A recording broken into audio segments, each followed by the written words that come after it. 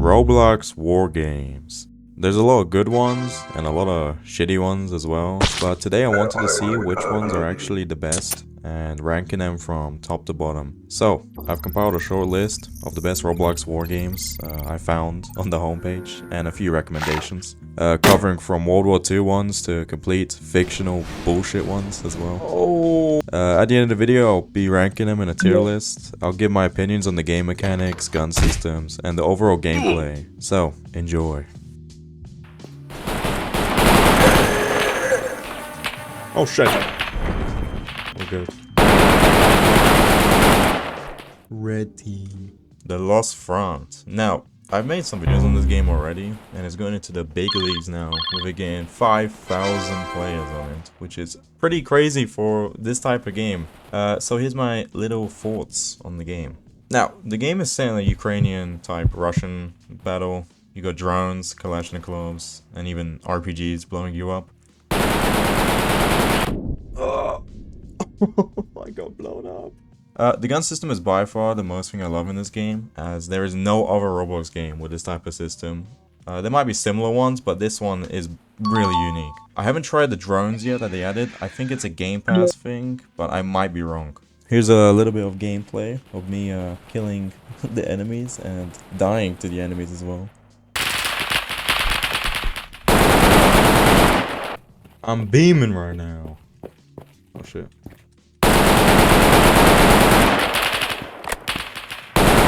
They're on the roofs.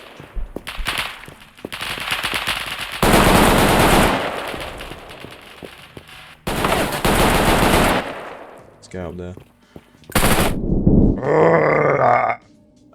So here's the pros of the game. A good gun system, really good. If you wanna have fun shooting, try this one out. Drones makes the game very scary. I've almost gotten blown up twice. And developers seem to be really good with the updates. RPGs, drones, machine guns, so hopefully they keep adding more. Cons, competitive gameplay. I was playing this game for around 15 to 20 minutes before I got bored. There's no end game goal except trying to capture those shitty little A and B and C points. Same boring map. I've played this map for a few months now, and they've done some slight changes with like the tower blocks, which is pretty cool. But I'm still waiting for a new map. They definitely need to drop a new map. But yeah, that's my rating with the game. I'm probably going to give it a 6.5. Yeah, new maps. If they drop new maps and a little bit more content, it's definitely going to get like a 8 out of 10. So I'll put on the 6 mark.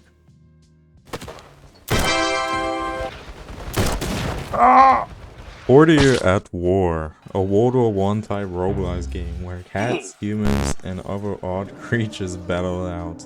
Now, I don't know the full lore of the game, but it seems to line up with the old game, Entrenched, if you guys remember that. When I first loaded in, you get a few options of classes, like Rifleman, Grenadier, Sapper, and a fucking tank. The building mechanics are pretty cool in the game, where you can build artillery, MG fortifications, trenches, and barbed wire.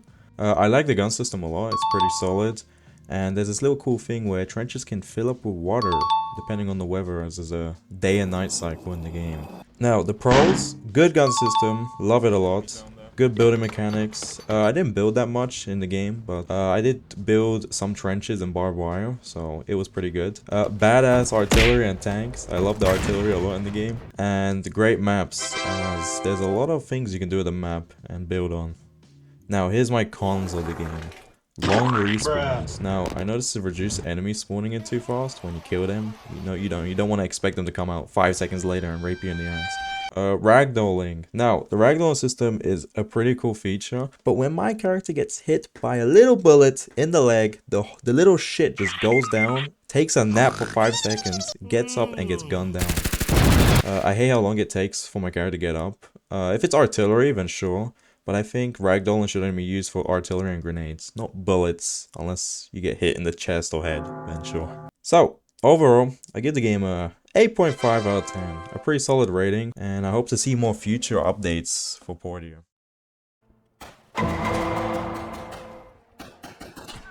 I got fucked. Frontline Karelia is our next game. It's a classic, it's been around for a while.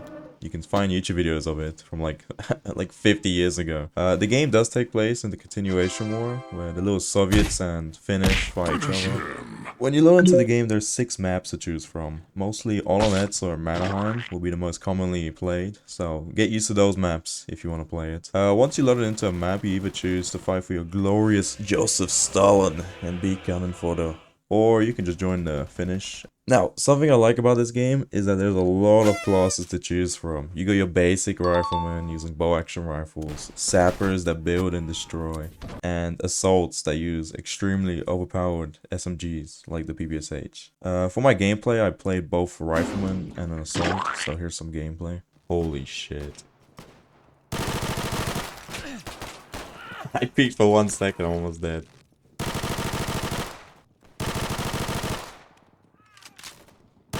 Shit.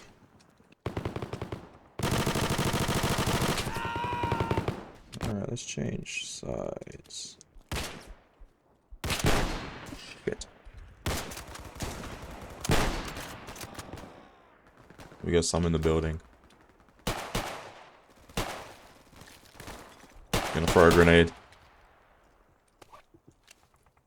Blow him up! Oh my god, that was such a good grenade, bro. I'm gonna throw one more. Shit! Oh my god, look at this fucking angle. Bang. Bang. Holy shit, bro, that's so overpowered. This little angle.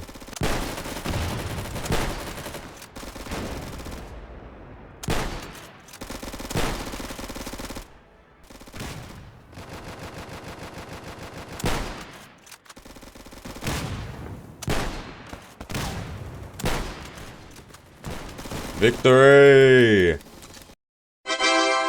Pros. Building. The building is pretty solid. It makes the games a bit more interesting, and it does give the enemy team more obstacles to go through, so they have to use their satchel charges to blow up your little shitty barbed wire or fortifications. Movement system.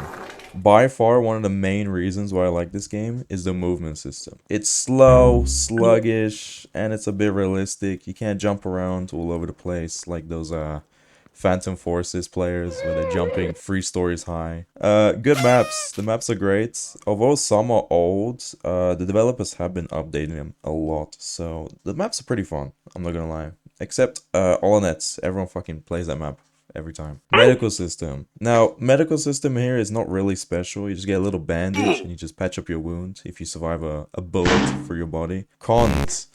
Not noob friendly. Now, this game does have a small player base. It used to have a few hundreds, but now it's barely reaching 100 players. The unnoob friendliness, bro. There's little pixel peekers that will snipe you 500 yards from the map and you will not know where you got killed. So a lot of people will rage quit from this game. Third person abuse with the guns. Now, I know the developers have been trying to reduce the amount of third person on their little announcements, but it's barely being overlooked, as you could just fucking zoom out from your gun, see where the enemies are, go back into first person, and shoot them all. That's all, to be honest. The game has some small issues, but it's relatively still enjoyable for a Roblox game. So, as my experience, I'll give Frontline Karelia a nice little 7 out of 10.